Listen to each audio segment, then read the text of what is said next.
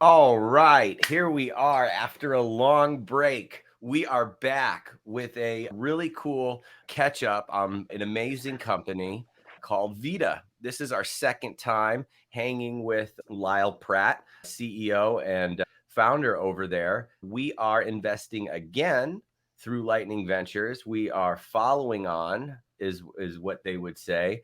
And we're going to catch up with Lyle, find out everything that's new with Vita, what's going on. If you've been keeping an eye on the platform, you've probably noticed that they got a fresh rebrand, lots of cool, fun colors going on in here, and a slick new site.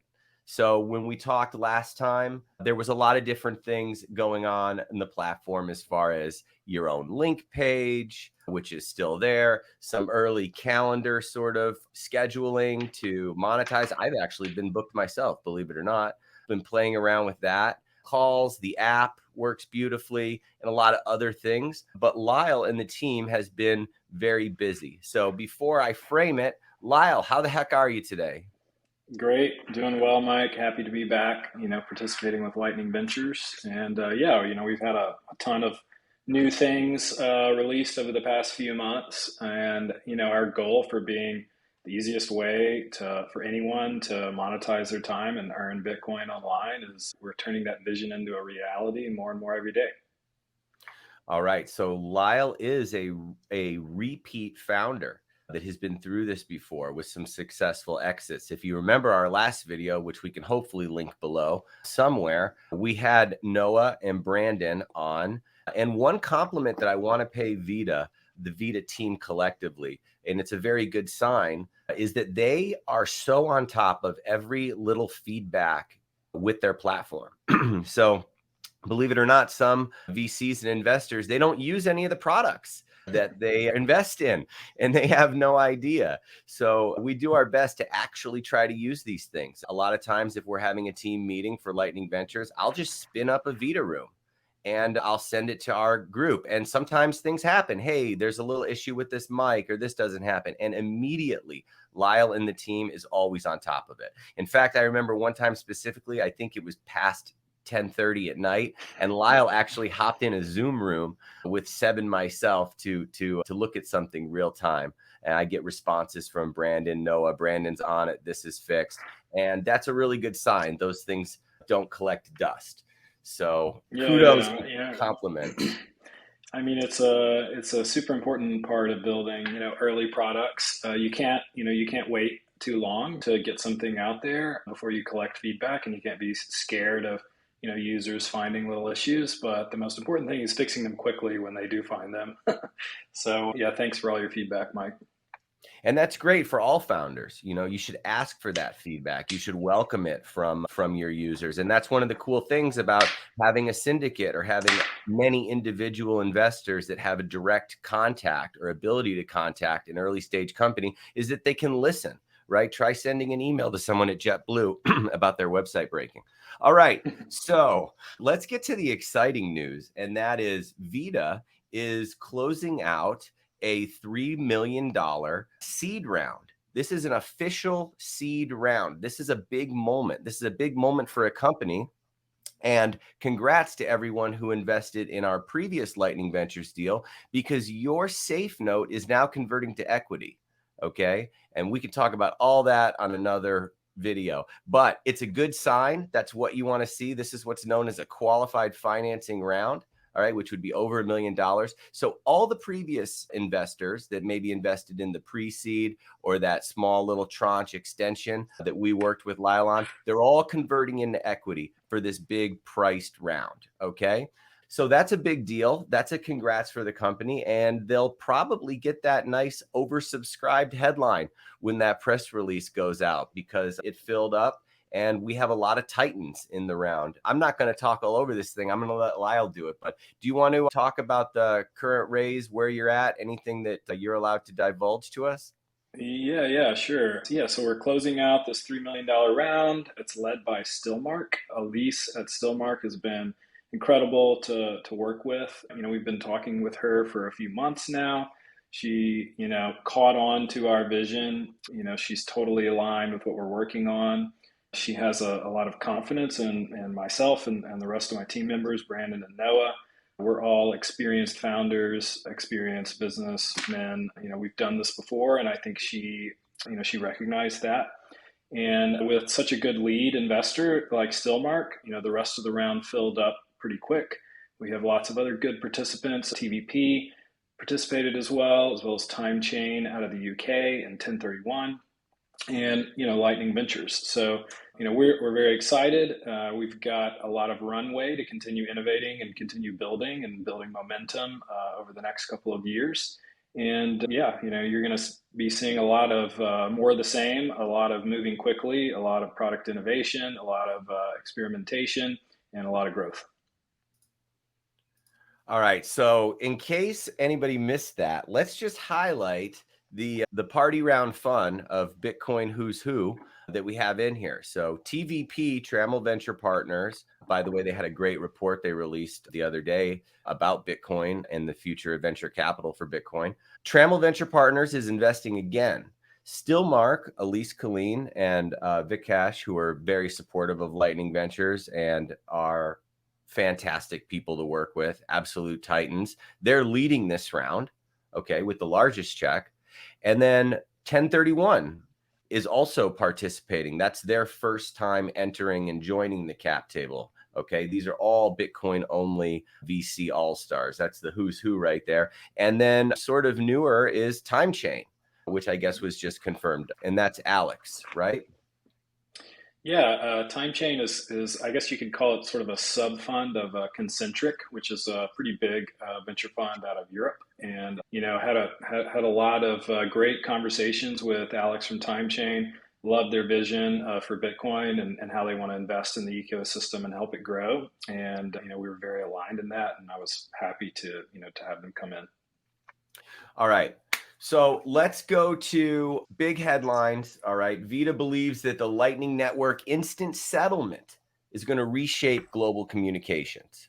Okay. So the link page, the fun stuff, that's not going away. That's still a big part of Vita, right? I still love it when you have the Twitter spam message DM thing done and people end up paying you 25 cents to send you a message on Vita if they really want to get in contact with you. All of these tools, right? None of that has changed, right, Lyle? Because the big news that we're going to get into is not necessarily about the link tree killer. It's about other things, right? Yeah, our link page product was always a great way for us to get sort of an early product in the hands of users. It's a useful tool that anyone could use across any social network. We still have people sign up and use that every day. We've released quite a bit of enhancements on that product as well. For example, you can sign in with Nostr using a Nostr browser extension, and it completely populates your link page, for you with your Nostr profile information. So, none of that stuff is going away, but we're constantly expanding the communication monetization tools accessible for end users like you and me, and as well as for enterprises. So, more recently, we've launched our Vita Rooms product, which you can find at VIDA.Live. And it's probably the easiest way to monetize a paid live stream on the internet today. And, whether you are accepting, Bitcoin for your live stream or, letting users top up with a credit card, it's ridiculously simple to do a paid live stream and you can control all of the payment settings for the stream. You can control whether people need to pay to watch the stream or pay to participate in the chat or pay to actually join the stream on stage with you. We also do HD local recording like you would find at something like Riverside. So, all of these features are free. And again, it's probably the easiest way to monetize a live stream online. You can go live and earn sats. People can zap your rooms. We do host earning splits. So if you have multiple hosts on the stage at the same time, they automatically get a split of the earnings, flowing through the platform. So our rooms product is just sort of an addition to the monetization tools that we are offering, the world. And this is only the beginning. We've got a whole host of new things coming out soon as well. So yeah, definitely stay tuned and go try Vita.Live. Cool. All right. So you have a projection in here and an exciting partnership. Okay. So before I require the need for editing, do you want to frame this partnership and this use case that you had discussed it with me in a while ago, but now it Sure. is very real. Okay, it is real, it is groundbreaking, and this is the first of its kind. Yeah, so all of the communication tools that we build, under the hood at Vita that are accessible via our API and that all of our consumer-focused products are built on top of, they're built on top of standard communication protocols that are used by telecommunications companies all over the world. So, for example, our video calls and audio calls are powered by SIP, which is the standard protocol, VoIP protocol used all over the world.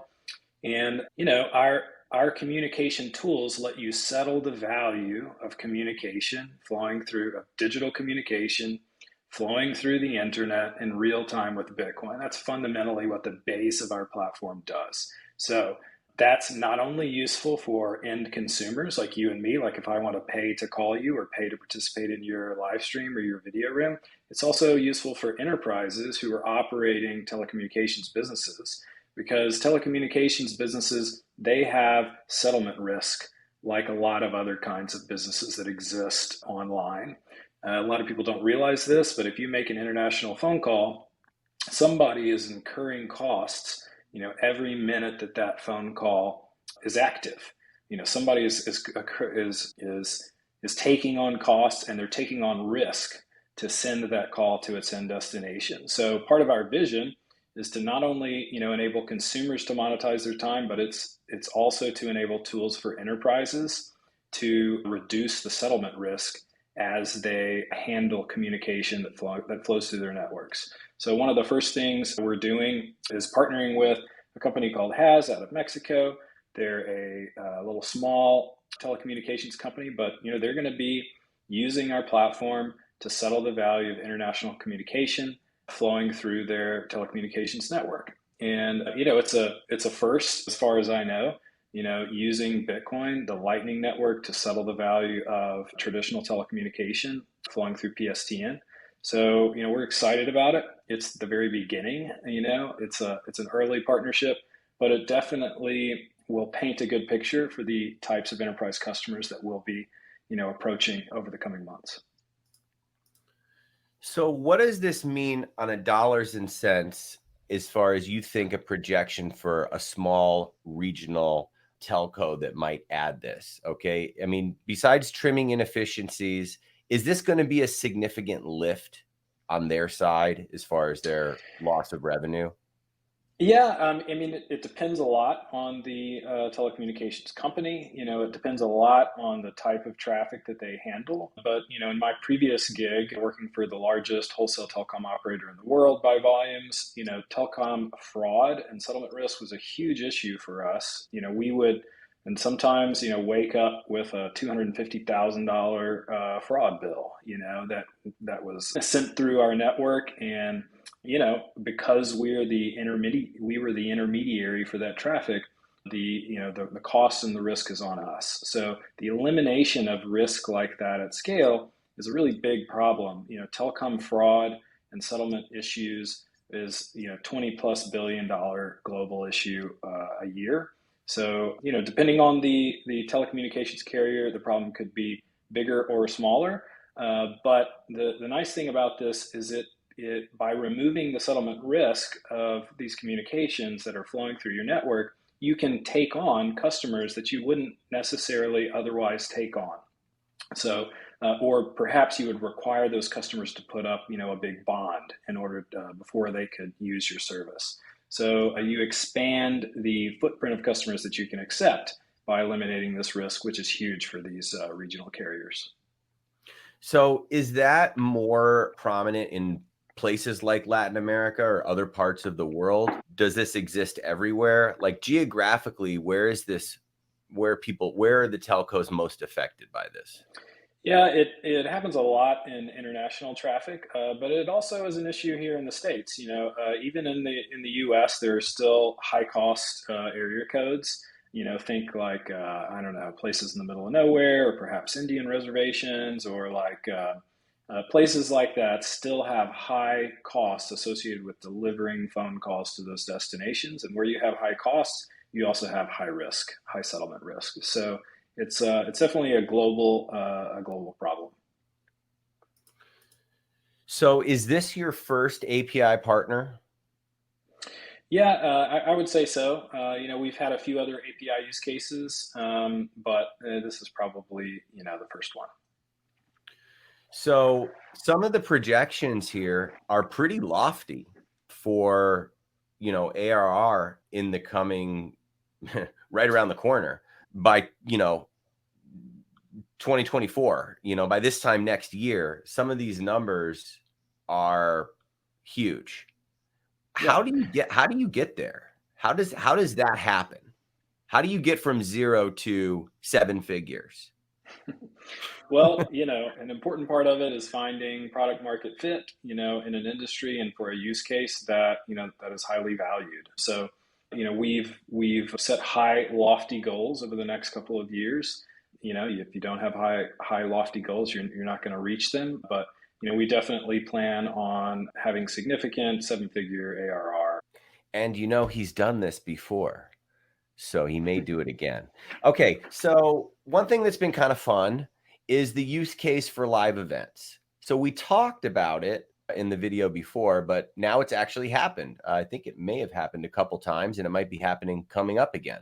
Yeah. So I think it was Bitcoin plus plus, the developer conference out there where you recently did this. What were the learnings from that? Was it successful? And what Yeah. else is on the horizon as far as the live events, Noster conferences, other things that you have kind of in the back burner?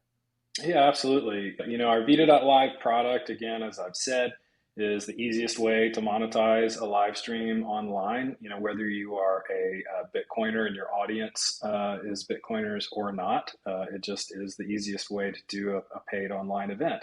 And the BTC conference chose to use their platform, to host their paid live streams. Went great. They just, sent RTMP video, live stream video, just like you would to Twitch or YouTube, to our platform. They set the rate that they wanted to charge, for accessing the streams, and they were done.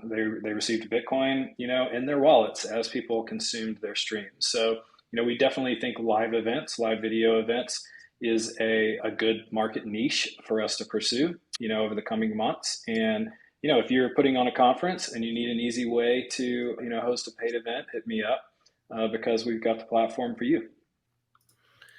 So a lot of Bitcoiners that we know and love have been vocal. Some likely invested. Kevin Rook and Don Casey Hoddle have been using the platform for their shows. The KPIs from that are not here that we don't have, as far as activity on the platform, people signing up, logging into their pages, making calls, I'm not sure. How has that been? I mean, the telecom is huge. Okay. Yeah. Fixing the settlement, that's a business in itself, right? Rather than, micro payments, streaming your room to your followers, and the other creator tools that are very robust. Okay, and a large part of what Vita is building. But have you seen much traction as far as signups, activity? I mean, every time that we're using this room in a private capacity for a Lightning Ventures meeting, are you seeing those numbers kind of go up? Yeah, absolutely. I think the most important thing to understand about, these live rooms is every time somebody like Kevin, as an example, uses our Vita Rooms product to host a paid live stream or monetize a paid live stream, you know, people in their audience come to Vita and sign up and create accounts and set rates for their own time. So, our Vita Rooms product lets us give out a great world-class, video rooms streaming product for free to creators. And in exchange for that, they pull their own audiences onto the Vita network and onto the Vita platform. So that strategy is definitely working. Every time somebody does a live stream on Vita, it pulls in new users that sign up, and use Vita services in other ways. So, we're very excited about that. We've also had a few changes to our fee structure and the way we monetize Vita. So, in fact, in user-to-user communications, we don't take any fees at all. So, the Vita Lightning wallet, if you use that, to receive paid calls or host paid live streams, you keep 100% of those funds. And we've got some new monetization features that are coming out soon, such as ticketed events. We've had quite a few people ask us for ticketed events, especially in the conference space, because if you're hosting a live conference, if you're putting on a live paid event, you want to be able to promote it and sell access to it ahead of time. So look for those ticketed events feature coming soon. I mean, I'm frustrated to death about the ticketed events. I'll be honest with you. I went through a lot of hassle. We're doing a little party in Miami here coming up, and all I wanted was a basic one-page, Eventbrite, kind of lightning only, really simple, and it doesn't exist. So I think that there's a big opportunity in ticketing, or even just as something to add to what you're doing. So third-party sponsorships, okay? How does that work for some of those creators? And is that live now? Is that coming? Yeah, this is actually a pretty big part of our ultimate vision. So the vision of Vita is to help you monetize your time. Part of that is providing tools and platforms for brands and companies to sponsor you, for your time, or sponsor your content that you're putting out in the world.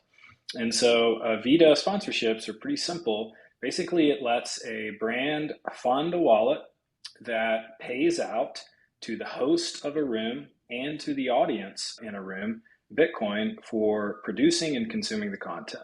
So we'll use Kevin Rook as an example. So he has a sponsorship attached to his account. Whenever he goes live, he turns on the sponsorship. It says this sponsorship is powered by Vita in the bottom left. And every viewer that comes in and watches his show for free, they're earning Bitcoin every minute that they watch the show. And then Kevin is also earning Bitcoin for every person viewing the live stream. So this is a new way for a brand to encourage an audience to consume sponsored content and for hosts to produce sponsored content. And the hosts are in total control over the sponsorships that they turn on their rooms. So it's not like, for example, YouTube or Twitch, where you don't have any control over which ads are shown on your streams. This sort of brings the power and the control back to the hosts. So these are things that we can put on your account on the back end for right now, but we're working on a UI for anyone to sort of be able to add a sponsorship to a user, or even users can crowdfund and sort of fund sponsorship wallets for certain topics or anything they would want to do. So you went pretty quick there because there was a ton of stuff. Okay, so I think it used to be called Carrot. I think Bitcoin Magazine rebranded it as their own kind of way. And, they were dabbling with this where, hey, the first 50 people that tune into this live stream, scan this QR code, get, 100 sats or whatever. But that's been really powerful, especially for some legacy media that's terrible. Read this car and truck driver magazine article and get 50 sats or whatever. So but what you just said, though, from the sponsorship to the people who come in, like if I'm being incentivized to engage or to watch or to be one of the first to watch, I'm being compensated. Okay, and then the creator is being compensated, and all of this comes from that brand sponsorship. That's correct. Yeah. So essentially, there's like a sponsorship wallet that can be funded that pays out, the Bitcoin rewards to the people consuming the content, and then it also pays the host based on the number of people consuming the content.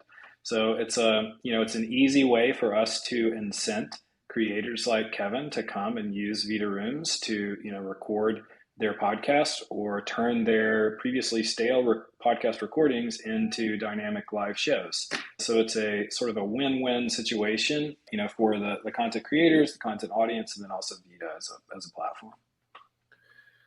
Okay, so we had one interesting question here, which is as far as a pipeline of other telcos, and have you done any hiring? Is there somebody with like specific knowledge of this industry that's out doing BD and sales for you? And how do you expect to actually really penetrate that market?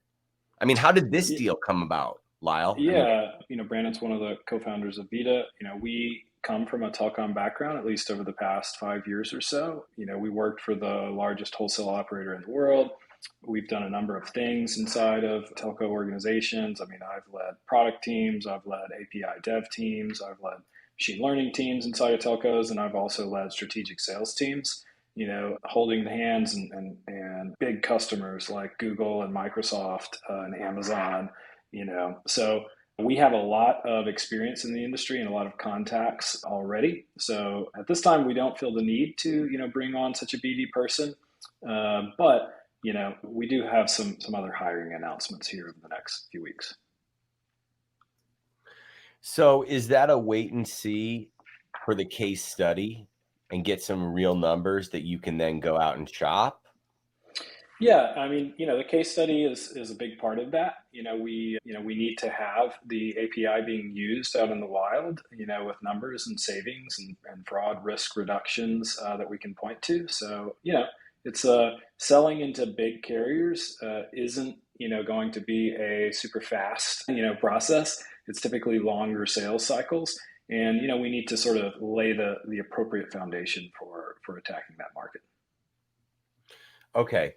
So I'm actually using my Vita address as my Lightning address through Nostr, and I wanted to play around with that. And I thought it was pretty cool how people are kind of merging this into one email address.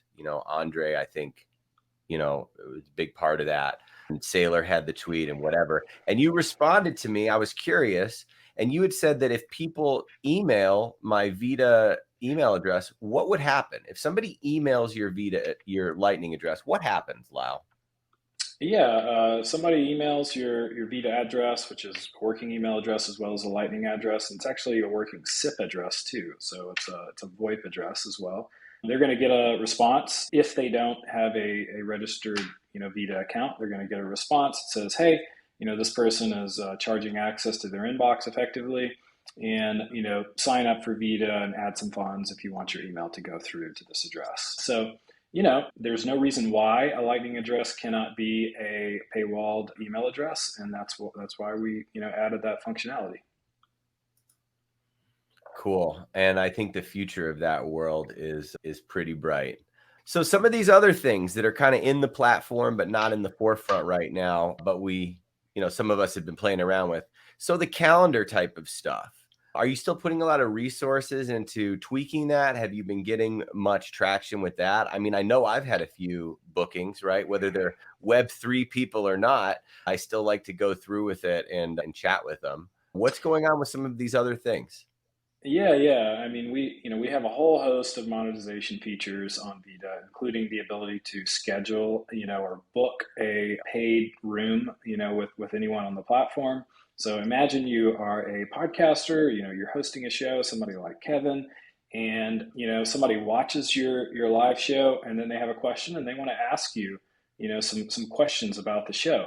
Well, you as a creator are busy, you have lots of fans, so Vita provides an easy way for somebody to actually pay to book time with you. It uses our same rooms backend, so it's essentially just a private room with a rate set at your calling rate. So when the user gets in there, they know that they have to pay whatever your rate is, to start the call. And you, as the receiver of that call, know you're getting paid every minute that call is active. So the scheduling feature is a way to facilitate that. We've had a good amount of feedback on that. Like, one of the things we're working on is adding Google Calendar integration so that it automatically prevents people from double booking you. So still definitely have some features and additions in mind in that regard. Another thing we've been spending time on is the Nostr ecosystem. You can log into Vita with a Nostr extension or with your Nostr account, and we pull in all your Nostr details into your profile. If you have a Lightning address attached to your Nostr profile, we automatically add that to your Vita profile. And then we also support WebLN. So you can use Vita completely non-custodially now.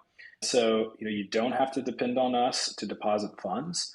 And if you're dropping into a live stream and you have a Nostr extension installed, it pops up and says, hey, do you want to join this stream with Nostr? And you're using Vita entirely non-custodially. And we think that's really important to continue helping push the Lightning ecosystem toward non-custodial services. And that's why we, have spent a lot of time on that. In the future, we have a lot of plans for Vita rooms. We don't want to be the only client that has to be used to access a Vita room. We're working on open sourcing our underlying media server that powers them so that they can be run alongside an Oster relay, and they would sort of act as a distributed voice and video relay server. So, we've got a ton of plans and a ton of work yet to be done to, sort of decentralize the tech that we use under the hood to power these Vita rooms so that others can host their own servers to power their own rooms. And, it's just the beginning. Yeah, really cool. And let me just say that it is really, really cool to get it comes through your text as well, right? So I could be anywhere, whether I'm in the Vita app or whether I'm on my email or whether it's an SMS, and the way you can respond is beautiful. Okay. I mean, I've communicated with Lyle. Well, Lyle's communicated with everyone more on Vita than anyone else in the world, but I communicate with Lyle a lot on Vita, right? So if I'm out, I'll get a text message that I know it's from Lyle and a Vita message. I'm able to respond right there in my SMS, and that goes right back to him. It's magical. Add a picture, drag and drop documents, like it really works beautifully. Okay. And then you can get an I think email. your example, being able to participate in a paid Vita chat over SMS is a good one. And it's just another example of Vita is not, doesn't have to be the client that you interact with our Vita services through. We plug into lots of other protocols, including SMS, including email, including the PSTN, including SIP. You could actually register your account to receive paid Vita phone calls to like an old VoIP desk phone, that you had at your old job. Like, we are not trying to build a walled garden of, our own clients. We want to be compatible and interconnectable with other communication protocols, including Noster. And, we think that's the way to win over the long term because, the enterprise market doesn't like walled gardens either, especially the communications market. So it's a big part of our vision.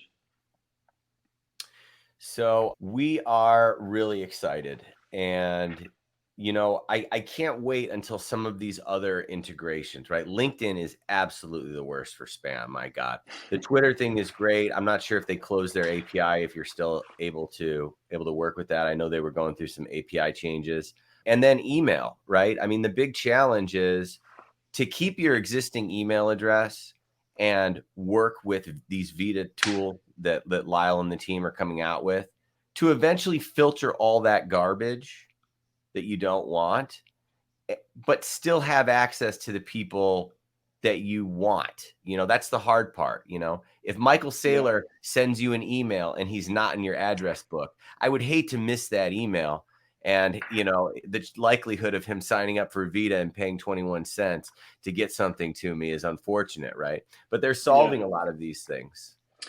Yeah, it's just the beginning. I think that, we're already seeing tons of evidence of communication moving toward a world where paid communication is the default. I mean, you can even look at Twitter, under Elon.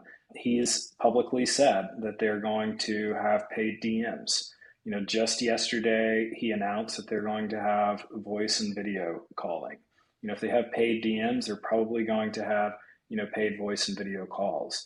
This is not a threat to us because we believe the entire world, the communication networks of the entire world are going to be paid communication rails. The reason is because the only way to combat spam is there's two choices. Either A, you throw up KYC, privacy restricting protocols and access, or you introduce a market-based mechanism, which is effectively, paid communication. So the obvious answer is a move toward paid communications of all types.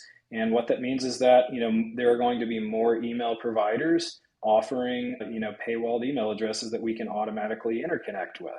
It's still very early, but we're going to see more and more interconnection opportunities, especially as Lightning becomes the payment rails for those instant settled communications.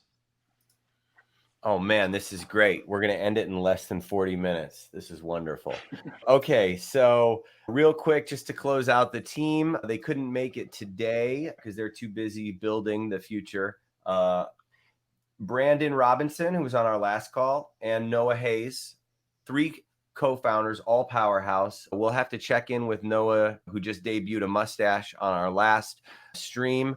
So we're going to see what happened with that when we can catch up. So Lyle, where are you going to be in the coming months? Where can people meet up with you? Conference, travel schedule, all that good stuff. Yeah, I'll be at Bitcoin Miami next week.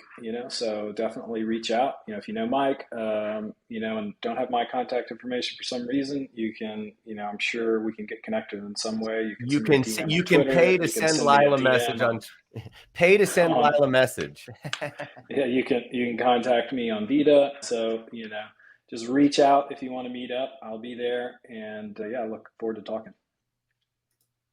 Okay, cool. So then this is great. And I think we're good, Lyle. So thanks for taking some time in the morning and rocking this out with us. Congrats on closing out this round with an all-star list of psychotic Bitcoin VCs that are joining you here. Congrats on the partnership. You're on your way. And, just to state one last time, what's really great about what Lyle did and the team did is they knew their communications titans from their previous work. Okay. They didn't know exactly where it was going to go. Look at all the things that they rolled out. It's that constant iterative process till they found a product market fit. They found something that worked. Then they honed in on a niche. Right? They're solving this settlement over Lightning, okay, which is a massive market in itself. And now they're laser focused and they're going. And it's really, really a great playbook and advice and an illustration of what to do. So I just wanted to compliment you again on all that. Yeah, appreciate it. And we thank Lightning Ventures for being early believers and, us and our vision. And, thanks for your participation. All right, cool. And then are there any conferences coming up that Vita may be streaming for that you want to plug? None that I want to talk about at this moment. None to talk about this moment. Definitely coming soon. Okay. And, we've seen a lot of, the hype, the rise and fall of Clubhouse. I don't want to say the rise and fall, but Twitter Spaces certainly has its issues. And we are definitely cheering you on to get a lot of traction in these Vita rooms and make that where all the cool kids hang out. So we're going to keep an eye on that. Cool. Awesome, Lyle. Well, thanks for hanging, and we'll catch up with you again soon. Yeah. Thanks, Mike. Have a good one. Later. Bye, buddy.